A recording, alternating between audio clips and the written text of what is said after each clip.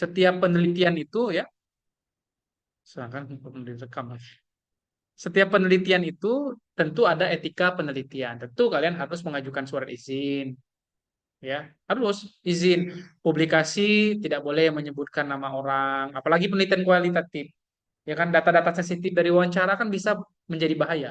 Makanya penelitian kualitatif itu harus nanya dulu, Pak, boleh nggak direkam? Ada letter of concern-nya? Boleh.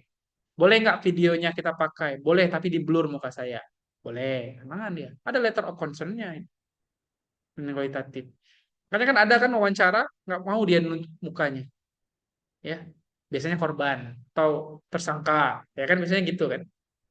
Itu ada etikalnya, etika.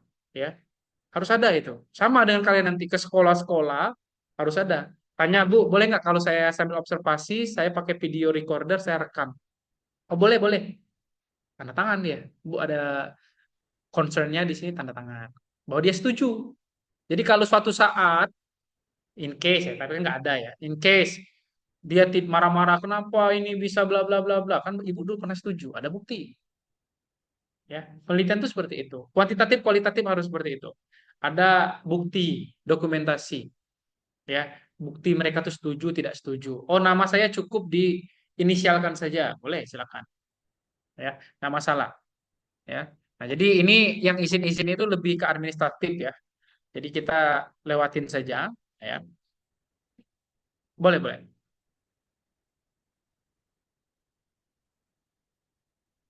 Hmm.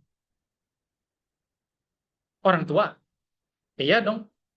Karena anak di bawah 18 tahun secara hukum Indonesia kan harus di bawah tanggung jawab orang tua. Berarti nanti ada etik, ada concernnya dari orang tua. Menyetujui bahwa anaknya boleh diwawancara, ya kan? Nanti boleh lah kalau direkam video ada juga tanda tangan dia dalam satu itu. Harus ada concernnya di situ, ya. Nah, kemudian apa saja data-data yang kita bisa ambil dari kualitatif? Tadi ada 4 penelitian kualitatif, observasi. Nah, saya selalu sampaikan ke mahasiswa, observasi itu selalu berbarengan dengan field note. Field note itu catatan lapangan. Jadi sambil ngobservasi, sambil ada field note. Pasti itu.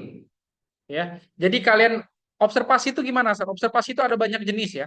Ada observasi yang kalian jadi partisipan atau yang disebut dengan observer. Sorry. Eh, Kebalik ya. Ada observasi yang kalian cuma melihat saja. Melihat saja, tidak ikut berpartisipasi. Jadi diam di kelas, si A itu catat, tapi tidak ikut berpartisipasi. Gurunya bertanya tidak menjawab. Itu namanya observer saja. Ada juga observasi yang kalian tuh ikut menjadi bagian kegiatan. Misalnya dikasih tugas gurunya, kalian ikut juga ngerjain tugas. Ada juga sebutannya. Ya. Nah, dan setiap observasi itu harus ada catatan lapangan. Tanggal 17, tanggal jam sekian, guru memberikan pembelajaran ini, bla bla bla. Catat. Yang penting-penting. Ada yang berkelahi, catat. Ada yang berkelahi. Misalnya kamu lihat melihat fenomena apa kebencian terhadap suku tertentu, misalnya penelitian kuantitatif, kualitatif kan, ada kejadian yang begoco di dalam kelas, catat, ya kan, dicatat semua. Jadi observasi itu selalu saya sampaikan, observasi itu pasti duet dengan field note ya. Nah kalau saya dulu pakai kamera observasi saya nyewa kamera 3, saya nyewa handycam waktu itu 2000 waktu saya S1, 3 handycam saya nyewa. Jadi saya pakai tripod, nyewa handycam saya waktu itu ya, taruh di sana. Saya juga duduk paling belakang. Saya nggak observer ya, saya murni observer. Karena yang saya teliti itu adalah guru PPL, pre-service teacher, ya, pre-service teacher. Itu yang diteliti, cara dia mengajar reading. Jadi pakai rekaman, ya saya sambil catat. Oh, anak yang menjawab dikasih pertanyaan pertama 2 orang. Catat itu. Oh, pertanyaan selanjutnya 3 orang.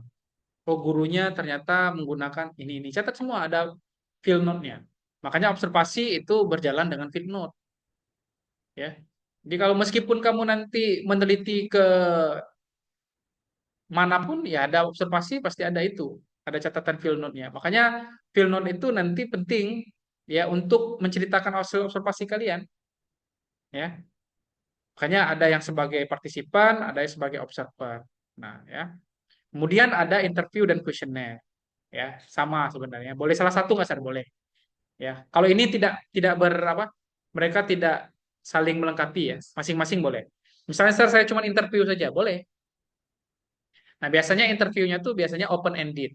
Nah, jenis interview ini jenisnya ada juga jenis-jenis lain. Ada open ended question dari pertanyaannya ya. Ada pertanyaan terbuka, ada pertanyaan tertutup. Terbuka itu sampai kalian puas. Oh, di mana rumah adek? Oh, rumah aku di sini, Kak. Ini Hana Hana Hana Hana Hana. Oh iya, naik apa adek ke sekolah ini. Terus terbuka dia sampai kalian mendapatkan informasi yang kalian butuhkan. Kalau tertutup cukup sebatas ya naik apa ke sekolah tadi? Motor apa mobil? Motor, Kak. Motor. Nah, lanjut pertanyaan kedua. Yaitu open and close question. Nah, kemudian ada juga jenis wawancaranya. Ada yang satu-satu. Karena kalau orangnya banyak gimana, Sir? Karena ada plus minusnya semua ya. Kalau partisipannya cuma orang 4, orang 5, enak kita wawancara satu-satu. Ya, boleh satu-satu. Tanyakan dulu, Bapak Ibu mau nggak kalau saya wawancara satu persatu? Bersedia tidak? Bersedia, dia bilang. Boleh. Karena ada juga yang nggak mau. Wah, malu kami, Pak. Kami rame-rame, be. Namanya grup tadi, grup interview. Ya. Nah, grup interview itu juga ada teknisnya. Jangan sampai 5 orang yang diwawancara, cuman yang itu aja yang jawab. Tapi dia menjawab pertanyaan kita. Boleh nggak? Boleh. Nah, tapi harus disetting juga gimana supaya 5 orang tersebut dapat semua. Nah, itu ada mekanismenya semua dalam penelitian kualitatif. Ya. Nah, kalau kuesioner sama. Ada yang open, ada yang close. Yang paling baik itu kalau kuesioner juga sama ya. Ada kan kalau pertanyaan kuesioner tuh yang yes no saja atau skala 1 2 3 4 5 saja. Tapi ada yang lebih baik. Yang lebih baik itu adalah dia menggunakan dua-duanya. Open ada, close ada. Jadi dia sebutkan 1 2 3 4 5, ada opsi keenamnya tuh isi sendiri. Nah, itu bagus tuh. Lebih baik. Ya kan? Misalnya pertanyaannya itu misal kita sebutkan pertanyaannya mana ya? Ada di sini tadi. Nah, misalnya di sini ya, minuman apa membawa minuman keras di dalam kampus atau di dalam sekolah harus dilegalkan atau tidak? Ada pertanyaannya, do you agree? Do you disagree? Ada pertanyaan yang kalian please explain by your own. Boleh, nggak apa-apa. Ya, itu yang paling baik untuk kuesioner. Ya, tergantung kalian mau ribet atau tidak mau ribet. Karena biasanya kalau yang close kan enak. Sudah langsung olah data saja. Ya. Nah, kemudian ada dokumen ya. Nah, dokumen itu kan mana ya?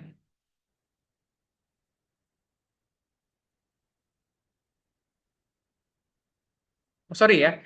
Sebelum tadi ya, saya sudah jelaskan tentang field note ya. Nah, field note itu ada dua jenis ya. Ada descriptive field note dan ada reflective field note. Descriptive field note itu yang saya lakukan. Misalnya ada berapa jumlah yang bertanya, berapa yang menjawab itu deskriptif. Ada yang sifatnya reflektif. Reflektif itu artinya adalah eh, pandangan penelitinya sendiri terhadap fenomena yang dilihat dalam observasi tersebut. Ya.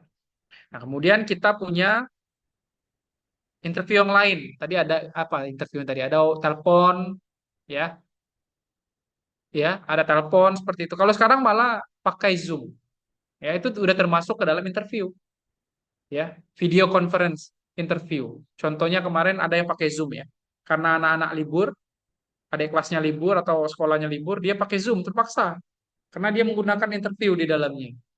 Jadi boleh zaman sekarang pakai Zoom itu boleh, pakai interview itu boleh, ya. Jadi tidak ada masalah sama sekali. Kuesioner juga seperti itu ya. Nah, yang perlu kalian lihat ketika melakukan interview, ya, penelitian kualitatif itu, ya, harus tahu dulu ya, ditentukan dulu berapa jumlah yang akan diwawancara, ya. Kemudian kira-kira apakah kalian nanti one on one, grup, apakah kalian akan menggunakan alat perekam atau tidak, ya. Jangan lupa concernnya, ya, bersedia atau tidak. Atau boleh nggak, Sir, sambil wawancara saya sambil mencatat? Boleh juga, field note juga namanya itu. Ya, boleh. Dan pastikan juga tempat rekaman wawancaranya tuh ya kondusif, ya. Jangan lagi hujan-hujan kayak ini wawancara di luar. yang kedengar suara hujannya saja, ya. Jadi pastikan itu ya. Kemudian pastikan buat schedule dengan yang akan diwawancara, ya. Serudi itu dia mau mensurvei kami ya, dosen-dosen di Palembang ini sebagai riset penelitian dia. Dia selalu ngasih jadwal untuk kami yang bersedia diwawancara kapan bersedia. Tinggal pilih kami jadwalnya. Tinggal pilih jam berapa. Nah, itu yang kalian harus lakukan. Jangan semaunya peneliti saja. Kan kalian tuh butuh orang. Otomatis kita harus baik sama orang, ya. Oke, kemudian ada dokumen ya. Nah, dokumen itu banyak jenisnya ya. Apapun yang sifatnya mendukung penelitian ya, yang sifatnya itu adalah dicetak ataupun tidak dicetak, zaman sekarang PDF itu juga dokumen namanya. Ya, intinya dia mensupport ya. Baik itu berita, potongan klip koran ya, ataupun bukti jual apa baju misalnya ya, bukti baju yang price tag itu bisa jadi bukti, bisa jadi dokumen ya dalam penelitian kualitatif ya. Makanya kualitatif itu sangat banyak kan, tapi harus ada benang merahnya. Ya audio visual juga termasuk lah. Ada contoh video rekaman CCTV, itu kan bisa diambil sebagai audio visual, bisa diambil sebagai bahan penelitian ya. Nah, permasalahannya itu adalah gimana supaya dari berbagai macam data collection tadi itu bisa punya benang merah. Gimana caranya? Kita punya observasi, punya interview, kuesioner, dokumen, ada semua, audiovisual, ada semua penelitian kualitatif kita. Nah, gimana punya benang merahnya itu? Nah, itu yang harus kalian pahami. Makanya di dalam penelitian kualitatif, ada dalam Miles dan Haberman itu di data collection, harus ada namanya data collection, data reduction, coding, presentation. Ada itu. Jadi setiap data itu diberikan kode-kode. Ya. Jadi buatnya harus seperti itu. Wawancara. Nah, wawancara kan pusing kita. Si A, si B, si C, si D jawab satu pertanyaan yang sama, tapi pasti jawabannya beda-beda. Benar kan? Di mana rumah kamu? Oh, rumahku di dekat sini lah, Pak. 16 Hulu. Si A jawab seperti itu. Ditanya, rumah kamu di mana? Yang satu lagi si B. Baik, kalau rumah kami tidak jauh, Pak. Kira-kira 4 kilo lah dari sini. Itu si B yang jawab. Si C. Nah, gimana caranya supaya dapat benang merahnya? Itulah butuh namanya coding di dalam penelitian kualitatif.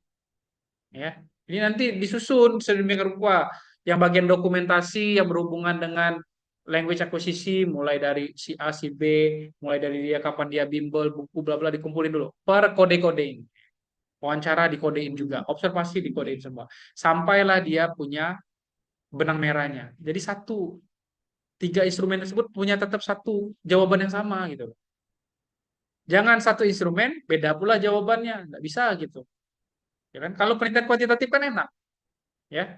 Kuantitatif kan enak, langsung implementasikan saja, itulah hasilnya nanti.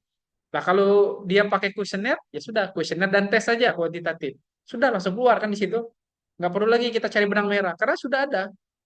Tapi kalau kualitatif kan nggak bisa. Yang pakai wawancara gimana? Ya, makanya harus lebih pandai dalam menelaah gambaran penelitian kalian itu. Ya, makanya harus benar-benar melihat protokolnya ya, prosedur melakukan pengambilan data dan analisa data tersebut. Makanya yang kualitatif harus banyak baca buku, buku Creswell, buku Miles Haberman, dibacain, diselesain bacanya. Ya. Kalau untuk S1 ya wajar banyak kuantitatif karena simple ya. Tapi kalau kalian bercita-cita mau keluar negeri, penelitian mereka kualitatif semua untuk kelas bahasa ya. Seperti itu penelitian kualitatif itu. Karena emang rumpun ilmu keilmuan bahasa itu kan sosial ya. Sangat sama betul dengan penelitian etnografi seperti itu ya. Nah, kemudian ada beberapa isu ya kalau penelitian kualitatif ya. Boleh di slide terakhir? Slide terakhir yang isu tadi. ya. Nah, ada beberapa isu ya, hambatan-hambatan yang biasanya terjadi dalam penelitian kualitatif. Kalau akses lapangan, ya tentu ya, jarak, kemudian cara kalian ambil data, belum tentu minta data ini dikasih misalnya. Minta RPP sama guru belum tentu dikasih, ya kan? Mewawancara dengan kepala sekolah, wakil kepala sekolah mungkin sulit ditemui, ya karena seperti itulah penelitiannya, seperti itu ya. Belum lagi hubungan, ya kan, harus baik-baik. Kalau kalian tidak baik-baik, ya malas juga orang bantu kalian, ya. Nah, kemudian data collection-nya itu sensitif karena datanya sangat in-depth, sangat dalam, ya kan? Kalian itu menggali rahasia orang, ya kan? Jadi sangat sensitif. Gimana caranya sensitivitas itu tidak menjadi kendala, tapi privasi orang tetap terjaga, ya. Belum lagi ethical isunya, ya. Seperti yang kalian bisa lihat di situ, ya. Banyak itu. Cobalah kalian, ya. Saya rasa